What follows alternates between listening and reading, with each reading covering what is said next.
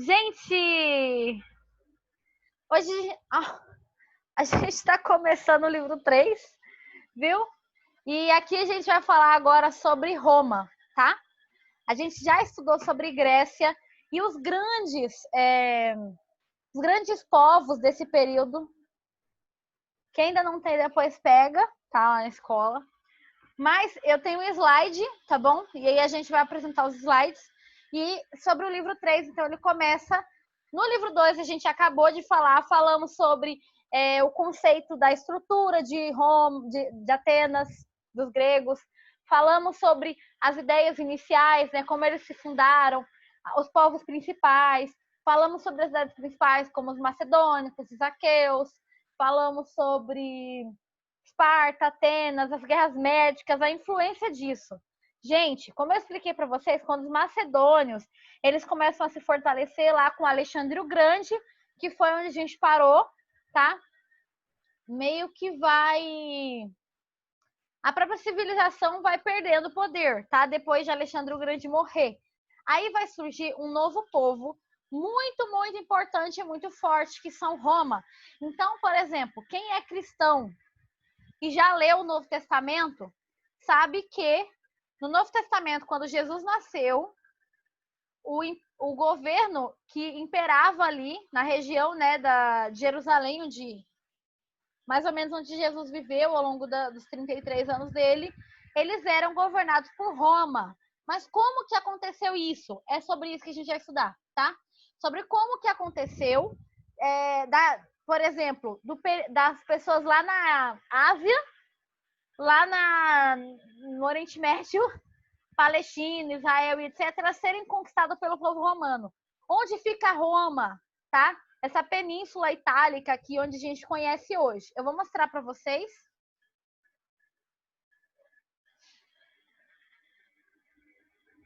Espera aí que aparentemente eu não abri o negócio. Mas, basicamente, eles têm duas ideias iniciais de como que fundou esse povo. Primeiramente, na origem mítica. O que é mítico, gente? É uma ideia que ele não tem tanta... Não é bem um fato histórico, tá? Que vai definir eles. Na verdade, o que vai representar a origem mítica são mais uns fatores de ideia religioso, de crença, do que outras questões, como alguma vestígio arqueológico, alguma coisa assim, tá bom? Na origem mítica, né? A origem, como eu falei para vocês, isso daqui vocês estão vendo um pouco da cidade de Roma no período. Gente, existe a possibilidade de vocês caminharem por Roma numa realidade 3D. Eu salvei isso, porque assim que a gente chegasse, eu queria passear com vocês em realidade 3D, mas sinceramente eu não tô achando. Então vou procurar de novo para trazer na semana que vem, tá? Porque a gente não vai conseguir acabar o capítulo essa semana. Mas semana que vem a gente termina. Então na semana que vem eu trago para vocês sobre a realidade aumentada, tá? Então, ela tinha duas origens, como eu falei, a origem mítica e a origem histórica. Na origem mítica, olha aqui a região, né, a Península Itálica, formada por duas pessoas que eram gêmeas, que era Rômulo e Remo, tá? Essas duas pessoas, eles eram netos do rei Alba Longa, de Alba Longa, né, que é um território, o rei chamava Numitor, tá? Era o nome do rei. A maioria da descendência romana nesse período acreditavam muito mais nessa origem aqui do que na origem histórica, tá? Que eu vou explicar para vocês. E esse rei, ele foi destronado por seu irmão, tá? Então o rei tirado do poder pelo seu irmão, que chamava-se Amúlio. O rei Amúlio, ele decide então matar os gêmeos, por medo de que quando esses gêmeos crescessem, tirassem ele do poder. Como que vai ser feito então? Ele vai mandar um servo jogar as crianças no rio, para as crianças morrer afogadas ou de fome. Eles eram bem pequenos ainda, tá? Bem nenenzinhos. O que acontece na origem mítica é que a pessoa que vai fazer isso coloca as crianças num cesto e deixa as crianças no rio achando que ela vai morrer afogada. Só que os deuses, lembra que, gente, uma coisa sobre os deuses, a gente vai falar mais para vocês entenderem. Afogados ou de fome. Ou morrerem de fome porque não tem comida, né, dentro do cesto, no meio do mato. Então ele realmente deixou ali para as crianças morrerem, tá? Só que aí, uma coisa que vocês precisam saber sobre a religião romana. Eles eram politeístas e eles tinham deuses muito parecidos com os gregos. Como eu falei, Afrodite, a deusa do amor, tinha Atenas, tinha tudo nos gregos, no povo grego, né? Poseidon, Zeus e etc. Eles vão ter pessoas bem semelhantes ou deuses bem semelhantes, mas com outros nomes para os gregos. Então eles acreditavam que os deuses gregos, sentiram pena das crianças e permitiram que o cesto ficasse preso no leito do rio. Então as crianças não morrem afogadas. Vem uma loba, cata as crianças, leva ela ali para a região da ninhada dela e amamenta as crianças até chegar alguns pastores que levam as crianças para ser cuidadas. Gente, essa imagem que vocês estão vendo aqui no fundo, da loba e Remo e Rômulo, eles são tá em Roma até hoje. É uma imagem muito conhecida, porque eles entendem que foi assim que os dois sobreviveram. É o Mowgli mais com o irmão, mas o Mowgli é mais indiano, né? E nesse caso aqui, eles vão ser rei, tá?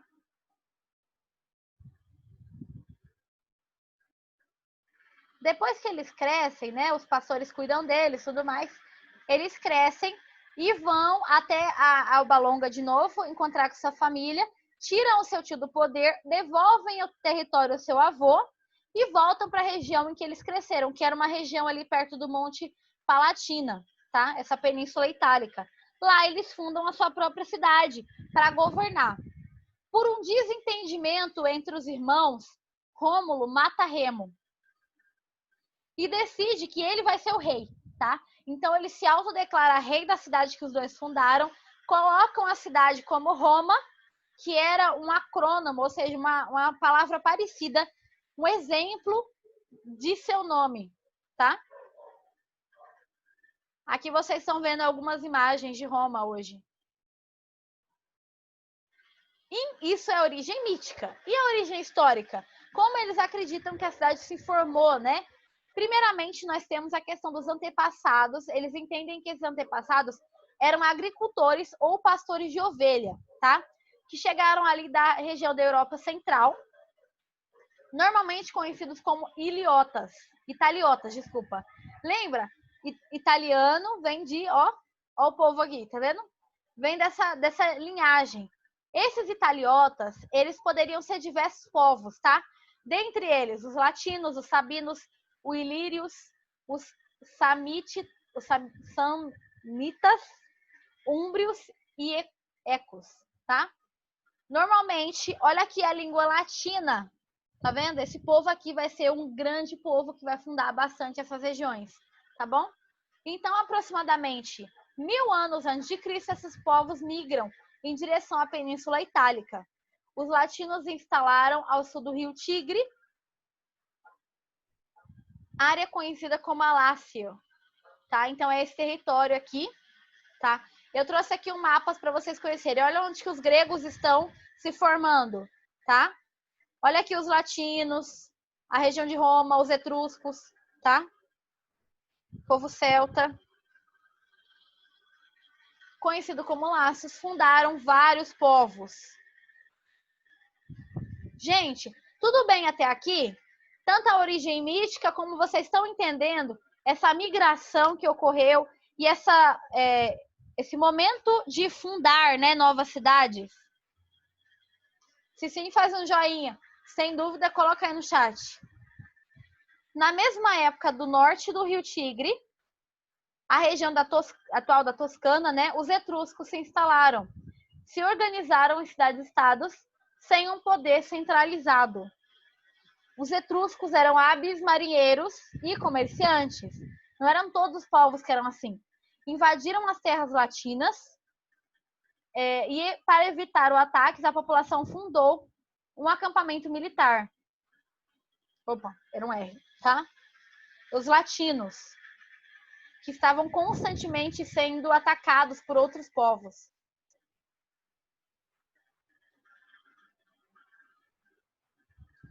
Mas eles todos, até então, eram cidades-estados de povos diferentes, né? E como que ela se unificou numa grande nação que ela se tornaria? Então, primeiramente, vocês vão ter aqui, ó, os povos latinos estavam em uma região cortada por rotas comerciais. Então, eles tinham acesso a vários grupos, tinham influência tanto comercial quanto política, tá? Dentre esses, nas vilas abrigavam em média 80 mil pessoas. Dentre eles já tinham agricultores, escravos, comerciantes, artesãos. Caiu minha tela. Droga. Os etruscos atravessaram novamente o rio Tigre, até para poder conquistar um pouco mais, né, de territórios. Invadiram a região da Lácio, que a gente acabou de falar, impondo-lhes os costumes. Opa, escrevi 2 vezes. Unificando, então, os vilarejos todos dominados pelos etruscos. Tá? E aí, com isso, eles tinham as organizações sociais. Isso tudo na questão da origem mítica. Agora a gente está numa outra parte, que é a questão da organização social. Gente, estou na página 6, tá? Uma coisa que é importante vocês falarem. A organização, vocês saberem, a organização social em Roma mudou de acordo com a organização política. Por exemplo, de início, eles tinham uma monarquia. Então, tinha um rei. Depois, eles vão ter uma república, tá? E aí, conforme essa mudança política ocorre, as lideranças e a estrutura social também muda. Mudanças sociais ocorreram, deixando de ser esse povoado de pastores e agricultores, transformando, então, numa cidade fortificada. E aí nós vamos ter a liderança dos patrícios, que é aquela ideia de homens livres, donos de terra, que a gente já comentou sobre. Nós tínhamos os clientes, que eram extremamente dependentes dos patrícios, plebeus, que não tinham influência, né? Aqui, ó, plebeus, né? Lavradores, comerciantes, artesãos, faziam a parceria do exército, e tinham os escravos, que eram de guerra e por dívidas. A gente vai falar um pouquinho melhor sobre cada um deles. Os etruscos decidiram ensinar como construir melhor a cidade, as cidades governadas, né, lideradas por eles. E aí eles criaram pontes. Essa daqui é uma ponte romana, criada mais ou menos 2000 a.C., e olha como até hoje ela está bem estruturada. Gente, vocês conseguem ver melhor sobre isso no documentário chamado Construindo Impérios. É um documentário em desenho, é bem legal. Assista tanto Grécia quanto Roma. Vai ajudar bastante vocês a entenderem algumas coisas que vocês possam estar em dúvida e não queiram perguntar ou não estão sabendo formalizar a pergunta. Tudo bem? Então, eles vão mandar construir pontes, redes de esgoto, porque eles já sabiam como fazer isso, drenar pântanos, pavimentar estradas. Tanto, gente, que vocês vão ver depois, é tão importante essa questão de pavimentar a estrada para o governo grego, que vai surgir um ditado popular chamado "Todos os caminhos levam a Roma". Por quê? Eles vão criar estradas de um modo que todo o local que eles dominaram chegue na capital, para que facilite o comércio, para que facilite a influência, tá bom? Introduzir a cultura, leitura de cultura, por exemplo, o quê? A leitura de vísceras de animais. Então, eles abriam os animais como pássaros e começavam a ler por meio ali das vísceras, né? Aqueles itens internos, órgãos internos. Se deviam ou não entrar na guerra. Então, eles tinham várias rituais considerados míticos, tá? Eles já tinham um alfabeto etrusco. Eles vão misturar com os outros povos que eles conhecem. Então, os etruscos e os gregos, eles vão misturar para gerar um alfabeto latino, que é a matriz do nosso alfabeto. Tá, gente? Quando a gente fala de uma matriz alfabética, quer dizer que a matriz da nossa língua, do português, do espanhol, todos nós somos latinos. A nossa origem da nossa letra, da nossa forma de falar, do nosso alfabeto, vem da origem latina. É diferente do inglês, por exemplo, que é uma origem anglo-saxônica, tá? Então, é um outro povo. A sociedade, eles tinham também indivíduos livres e escravos. Dentre os escravos, eles costumavam ser por duas coisas. Vocês podem anotar aí. Escravos, igual a por dívidas. Então, se eles estavam devendo a algum senhor, eles ficavam trabalhando ali um tempo até se libertar. Ou, e esses grupos não tinham direito, ou por guerra, tá? Digamos que eles, então, invadiram um território. Aquelas pessoas ali não foram a favor, tentaram se rebelar. Então, acabavam virando escravos. Esse link que vocês estão vendo aí é um jogo. Gente, eu tentei trazer para vocês, para a gente jogar. Mas eu tentei jogar, achei um pouco difícil. Eu sou muito ruim de jogar. Dura mais ou menos 1 hora. E é assim. Vocês já ouviram falar no vulcão de Versúvio? Eita, nós. Versúvio? Eita, como é que fala?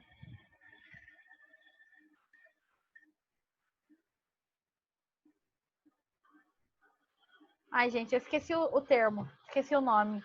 Mas, basicamente, eu já comentei com vocês, numa cidade, na Pompeia, aconteceu que durante um dia veio uma erupção vulcânica e matou a cidade toda. Eles não tiveram tempo de fugir, as pessoas morreram e até hoje vários animais, pessoas estão petrificadas. Eu já falei para vocês sobre isso em geografia, né? E esse jogo conta a história do último banquete em Herculano, é o nome do jogo, tá? E aí você consegue baixar tanto para computador quanto para videogame, ou quer dizer, para celular, tá bom? Tablet ou iOS. Ai, Deus. iOS ou Android, ele tem para todos. E aí você é um escravo que tem que preparar um banquete para o seu senhor. Dura mais ou menos 1 hora o jogo e você consegue entender um pouco. Manda o link. É esse link aqui. Deixa eu colocar aqui no chat para vocês. Eu vou passar para vocês depois o slide, mas é que eu demoro, né? Deixa eu interromper aqui só para passar para vocês o link do jogo. E aí, nesse jogo, vocês conseguem saber como que era um pouco a vida de um escravo nessa época, tá?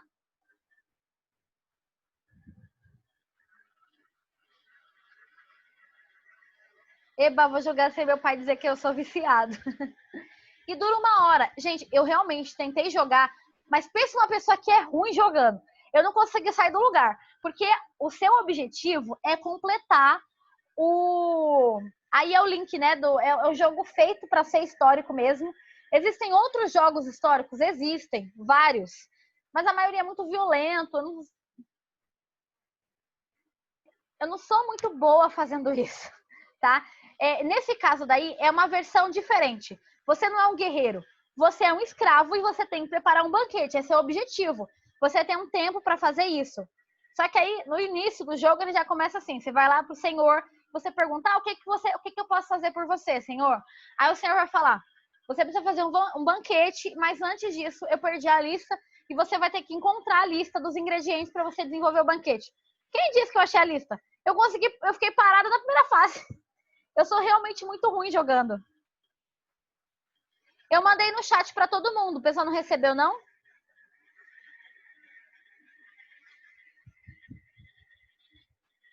Vou tentar de novo.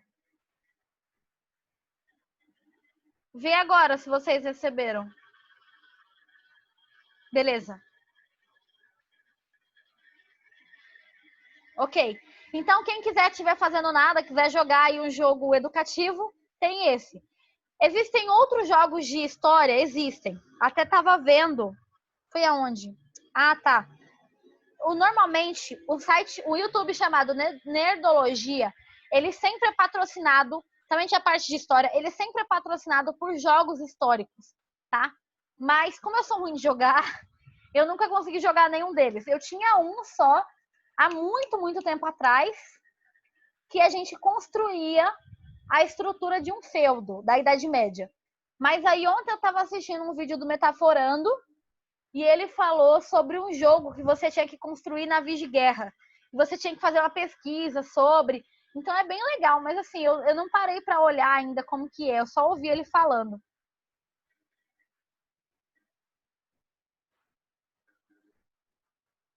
Eu recebi, sim, mas eu fui para uma aba totalmente diferente.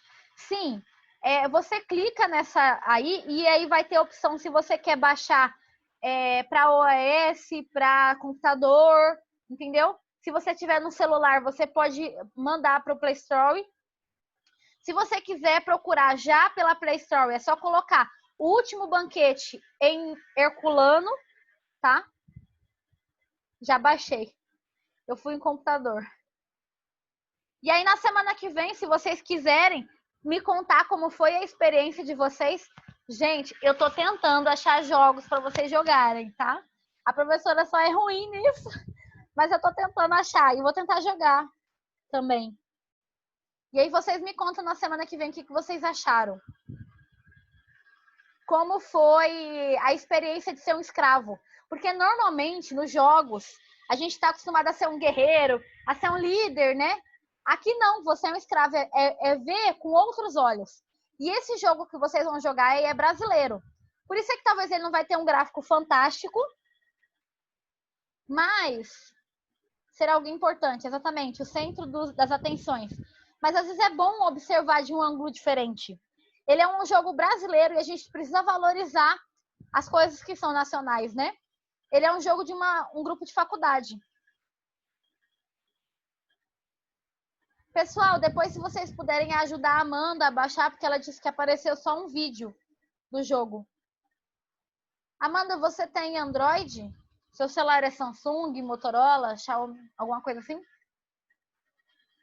Porque se for, vai lá na Play Store então e digita O Último Banquete. Não tem o celular, vai pelo computador. Tá, então ele vai abrir o link do site do laboratório que fez o jogo. Lá para baixo vai ter o símbolo de um computador grandinho. Então você clica lá, vai aparecer o Drive e aí você baixa do Drive. Foi o que eu fiz, eu também baixei pelo celular, pelo computador, não foi pelo celular. Depois eu vou tentar baixar pelo celular para ver se eu jogo enquanto eu tô indo para a cama, dormir. Mas aí enquanto isso eu tava pelo computador. E aí nas pessoas livres, né? Eu falei para vocês, os escravos eles poderiam ser ou por dívidas ou por guerra. No caso das pessoas livres, eles eram divididos em patrícios, plebeus e clientes, tá? Primeiramente, você já sabe aqui, ó, que o patrício vai ser alguém da classe mais alta, tá? Alguém rico, importante, influente. Patrícios formavam o grupo social mais importante de Roma, grandes proprietários de terra e descendentes de Rômulo. Eles se achavam, então, descendentes do fundador da cidade. Então, qualquer coisa que eles fizessem, qualquer privilégio, né, que eles tivessem, seria justificado porque eles eram descendentes do dono de toda a terra, do dono da cidade, entendeu? Os plebeus, eles eram artesãos, comerciantes, pequenos proprietários, então ninguém ligado à elite de alguma forma, tá? Era uma população no geral. Série de deveres, eles não tinham poder.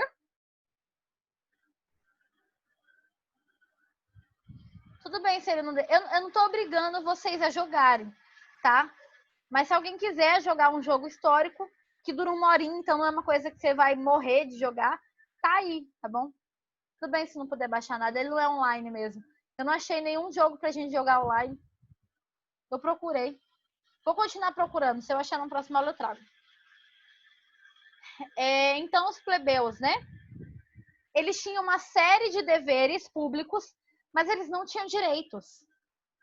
Por exemplo, eles tinham que participar do exército obrigatoriamente.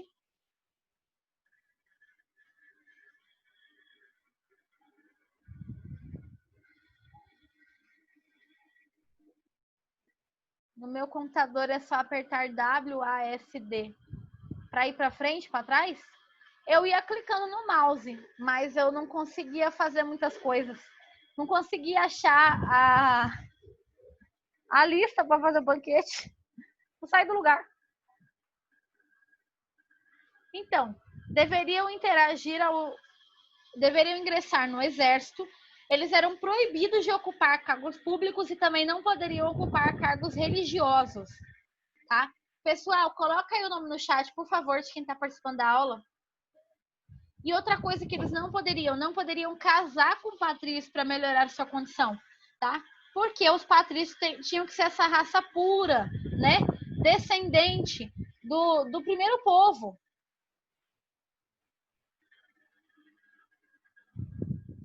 Clientes, em compensação, eles eram ex-escravos, tá? Ou filhos de escravos nascidos livres. Então era como se eles fossem, não é cliente a ideia que nós temos hoje, né? Mas eles já foram escravos, são extremamente dependentes, né, dos patrícios, tá? Clientes eram escravos, filhos de escravos que nasceram livres, dependentes dos patrícios, porque eram eles que davam alimento, emprego, etc.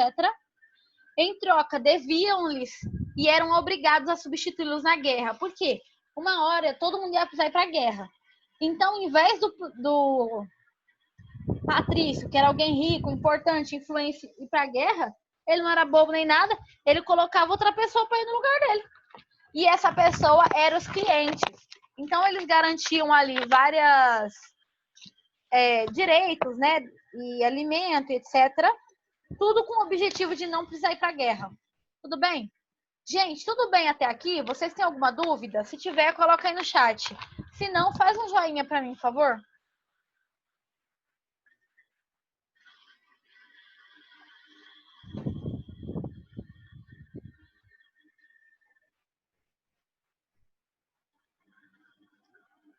Nome no chat: Jamile, Bruna, Arthur, Amanda, Pedro, Ero, João. Foram as pessoas que colocaram o nome no chat.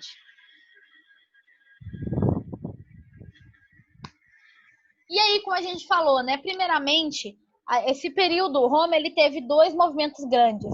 Primeiramente, a monarquia e depois a república. Nós vamos estudar agora a monarquia. Nesse contexto monárquico, quando a gente fala de monarquia, a gente está se referindo a reis, a realeza, tá bom? Então, ao ser unificados os territórios, né, cidades-estados pelos etruscos, Roma torna-se uma grande cidade-estado governada por um monarca, tá? Então, ali começa uma região toda governada por uma pessoa só.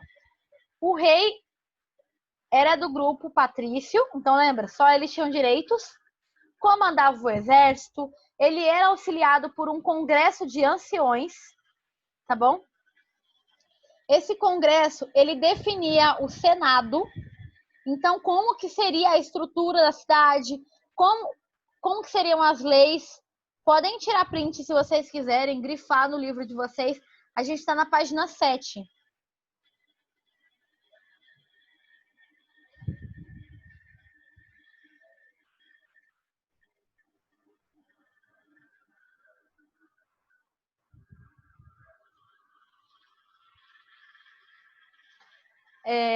Formada apenas de patrícios. Então, a população no geral não poderia ter liderança, não poderia falar nada, tá? Os plebeus, os clientes e os escravos, então, muito menos. Então, essa camada da sociedade não tinha direito, só deveres. Deveres de entrar no lugar da guerra, deveres de pagar impostos, deveres de trabalhar no campo, só deveres, sem direitos. Mais uma assembleia como representante de famílias livres. Só os patrícios votavam. Então, além do Senado, que era formado pelos patrícios, ainda tinha esses grupos de famílias livres que tinham sua representância ali.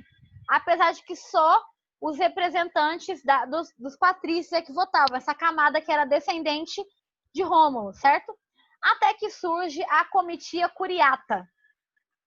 Por um movimento do povo, vai surgir esse grupo, tá?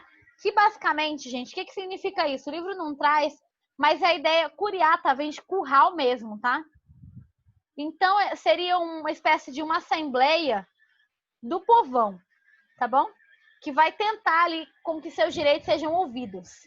Então, a monarquia romana, ela também, uma coisa importante, ela não era hereditária.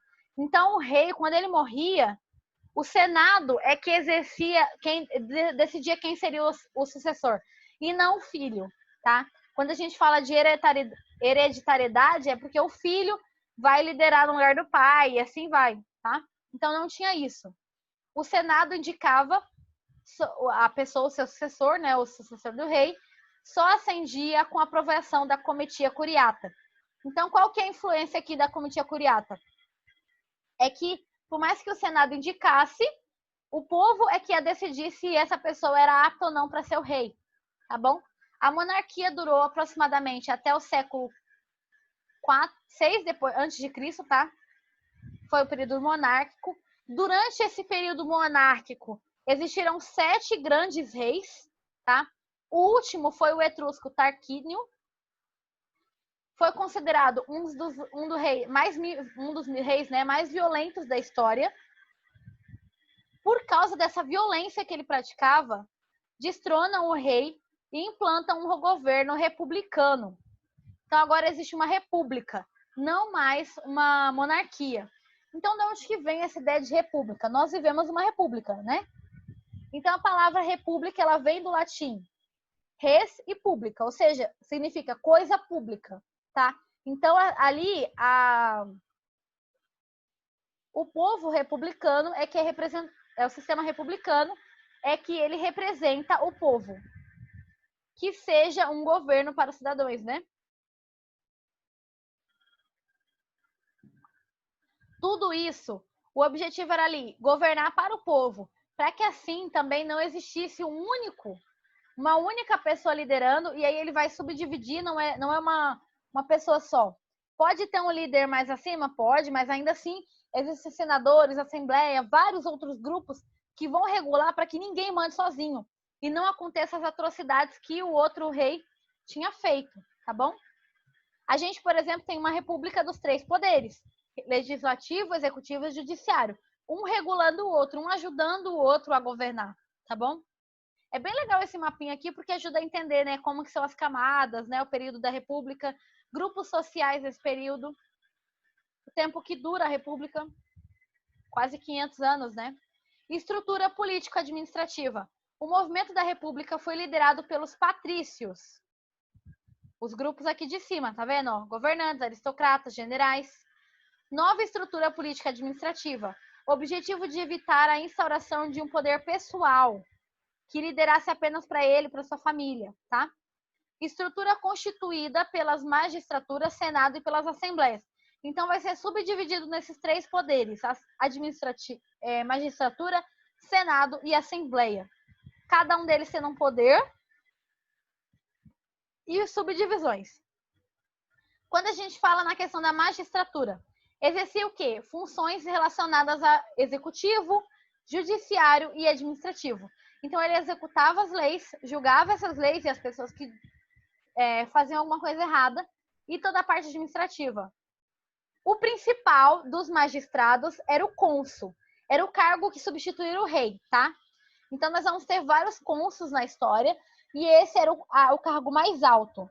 Sempre havia 2 cônsuls, para que um não mandasse mais e acabasse tomando poder. Que ficavam 1 ano no poder. Tudo para evitar com que concentrasse na mão de uma pessoa só, para que essa pessoa não fosse muito agressiva, tá? Gente, esse vai ser o último slide. Se tiver alguma dúvida, coloca aí no chat, tá? Eram responsáveis pelas questões administrativas, cuidavam da justiça, comandavam o exército. Em situações de emergência, podiam colocar um ditador, que era alguém que ia governar por meio da força, né, durante 6 meses, com poderes irrestritos. E aí sim, se eles tivessem, por exemplo, vai entrar numa guerra, então melhor com esse grupo aqui, que não vai ter empecilho barrado por senadores e outros grupos, tá bom? Então, nesse caso, eles poderiam colocar ali um ditador por um período, mas não vai ser para sempre. Depois eles voltavam, ou então era votado outra pessoa. Tá, gente? Até a semana que vem. Fiquem com Deus. Joguem depois e me contem como que foi a brincadeira, tá? Então, Daniel e Ana Sofia colocaram o nome aí no chat, por último. Se mais alguém que não pôs, coloque logo. A aula tá acabando. Beijinho, tchauzinho.